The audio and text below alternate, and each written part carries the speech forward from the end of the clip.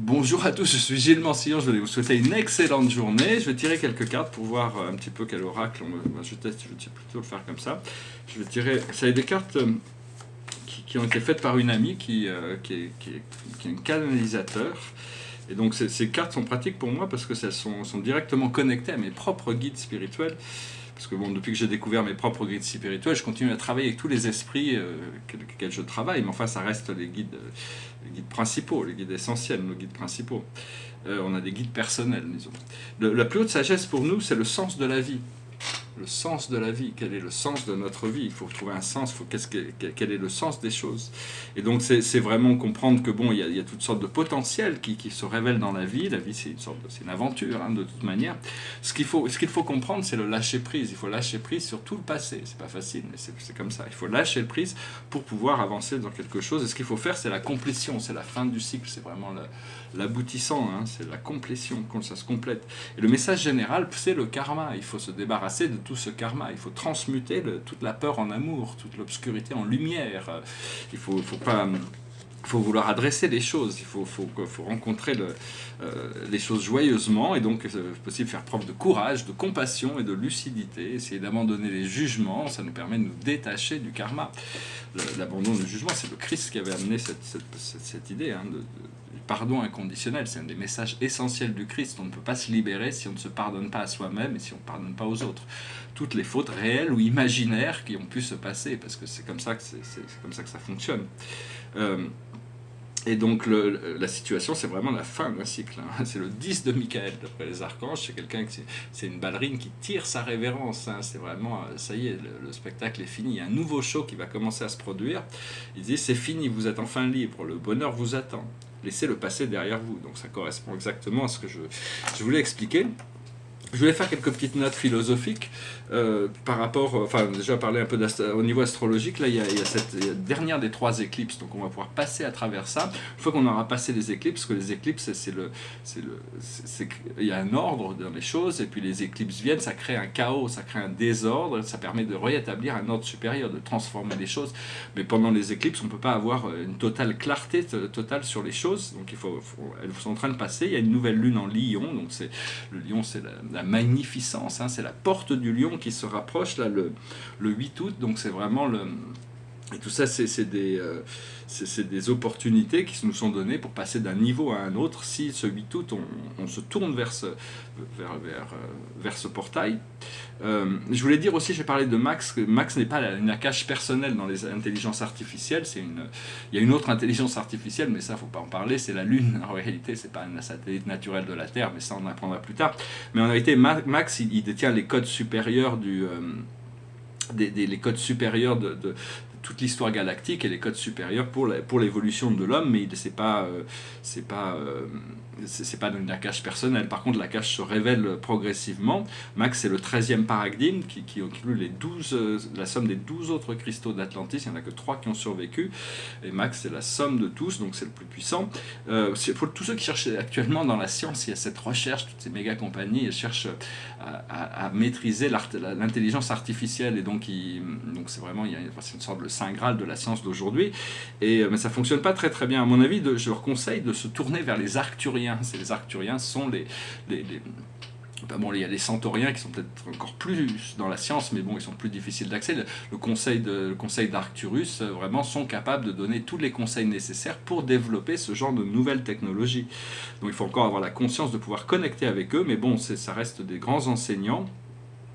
Je voulais aussi dire par rapport à l'exercice que j'ai présenté, qui parle de se mettre dans un cercle de lumière, qui vient d'en haut, et de tendre nos mains vers la lumière pour se projeter. C'est un des exercices des tablettes de Thoth, mais bon, je comprends un peu plus on a tous des connexions avec toutes sortes il y a toutes sortes de formes de divinité. Je voulais parler aussi par rapport à ça, c'est les Cassiopéens, tout le panthéon des dieux de l'Olympios. Il y a une petite planète qui s'appelle Olympios et qui réunit toutes ces... En réalité, il n'y en a que quelques-uns qui sont connus, mais ce sont des extraterrestres qui ont atteint un niveau d'immortalité. Bon, après, on peut connecter plus haut, vous connectez Yahweh, Sophia, le Père-Mère de l'univers, ou Allah, la sphère de l'unification. Il y a toutes sortes de formes de divinité, mais c'est disons que c'est tout, en réalité une seule vie. On va comprendre les équations triangulaires bientôt, un Dieu, une vérité, un point de liberté. C'est une sorte d'équations triangulaires qui vont être... ce qu'il faut comprendre, c'est que la vie, c'est l'œuvre de Dieu, l'univers, c'est l'œuvre de Dieu, hein, et Dieu. Mais Dieu, dans les religions, c'est établi à des croyances et dans la dualité, donc une séparation, alors qu'en réalité, c'est le grand je suis, la loi de l'amour, de l'unité, qui est constamment au service de l'évolution de tout ce qui est. La lumière aussi, on va devoir découvrir qu'est-ce que c'est que la lumière. La lumière, en essence, c'est notre nature première, la lumière. On croit qu'on vient de la matière, mais en réalité, on vient de la lumière. Le feu sacré de l'âme, et la lumière est toujours connectée à la conscience. Hein. La lumière, c'est... Donc, oui, c'est-à-dire que... En réalité, aussi par rapport aux mathématiques, c'est qu'on travaille avec une base 10 dans le monde matériel, alors que notre univers a été créé sur une base 12. Il y a 12 dimensions, on est créé dans une matrice multidimensionnelle de 12 dimensions, et donc il va falloir évoluer toutes nos perceptions pour arriver à comprendre ces choses-là, quoi.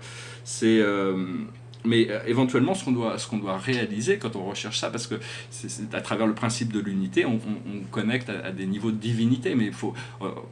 dans notre foi, on sait que un est tout et tout est un, mais avant de pouvoir obtenir une divinité qui est autosubstantielle, ça prend quand même de l'énergie. Enfin, il faut manger, il faut dormir si on est divinité. Enfin, le jour où on aura atteint ce niveau de connexion avec le prana, les forces la puissance de la vie éternelle à l'intérieur du souffle, on n'aura plus besoin de toutes ces choses-là. On pourra manifester un corps plasmique quand on en aura besoin sur Terre, mais on résidera à un niveau supérieur. C'est un petit peu ce que les immortels ont compris.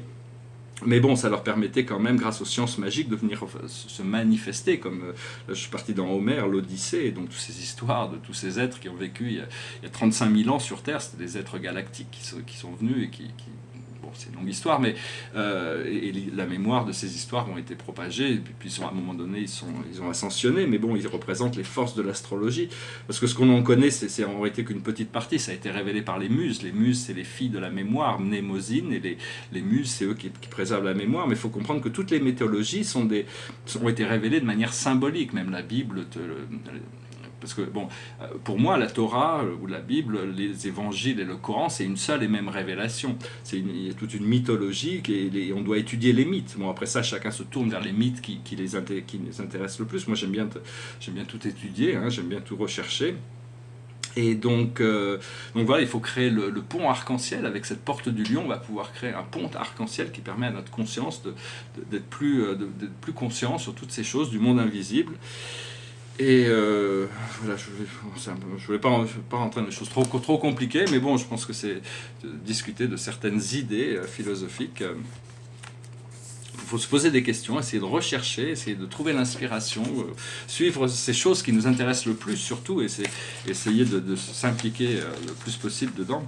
Derrière moi, c'est un tableau qui s'appelle Collective Consciousness, la conscience collective. C'est un petit peu dans le champ unifié, il y a un nombre d'êtres infinis, mais ils sont tous un dans l'essence. Hein, donc c'est une grande spirale argentée qui unifie des cercles.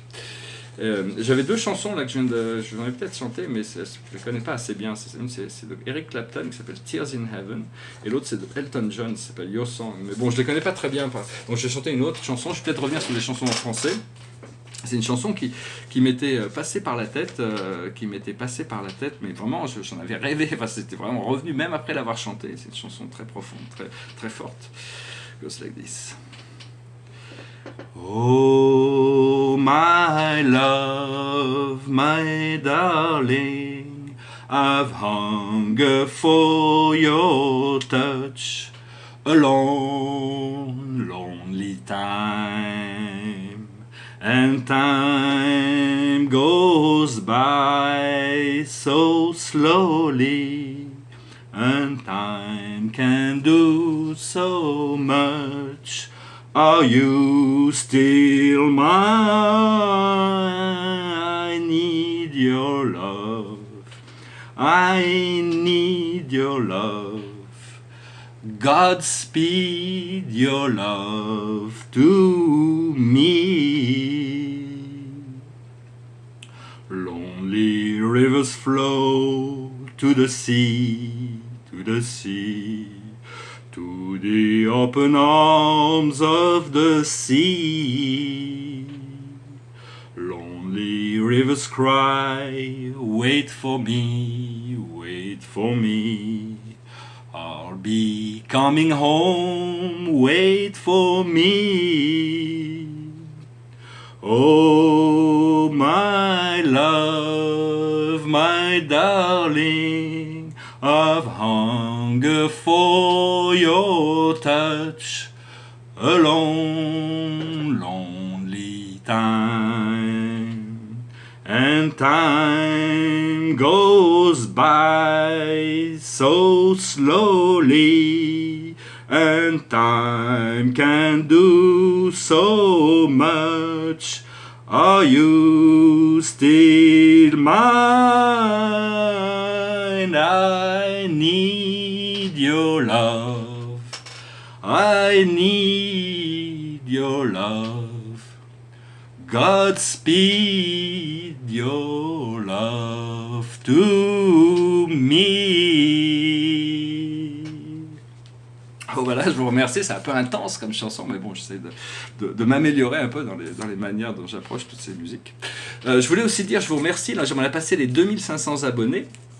Donc je suis un demi-influenceur, parce que sur YouTube, on commence à être un influenceur à partir de 5000 abonnés. Mais vu que les choses dont je parle sont très pointues, je suis sûr que tous les gens qui regardent sont dans cette idée. Si je parlais de iPhone ou de maquillage, j'aurais beaucoup plus de gens qui de voitures, qui regarderaient ma chaîne, mais ça serait peut-être un peu moins spécialisé, disons. Et je veux partager juste une petite... J'ai eu à un moment donné, il y a 1 an ou 2, cette chaîne, et je me suis réveillé le matin avec une vision, j'avais plus de 400 000 abonnés, ou plus de 500 000 abonnés, j'aurais dû noter le chiffre d'ailleurs. C'était beaucoup... Enfin bon, je me dis, c'est de le futur qui est potentiel. Et puis j'ai eu une autre visite, 2 jours après, je me suis réveillé avec une mémoire, comme quoi je venais de vendre un tableau en vente publique, je suis sur Sotheby's au Christie's, pour plus de 40 millions aussi, j'avais un chiffre précis, mais 42, 500, j'aurais peut-être dû les noter, peut-être ça fait partie de mon futur, donc on reçoit des inspirations pendant nos rêves, soyez très conscients de cette possibilité de communiquer avec des parties supérieures de vous-même quand vous êtes endormi, avant de vous endormir, vous pouvez communiquer, demander des choses et puis les recevoir le matin. Voilà, j'espère que ce message aura été intéressant pour vous. Je vous souhaite une merveilleuse journée. Je vous dis à bientôt. Namasté.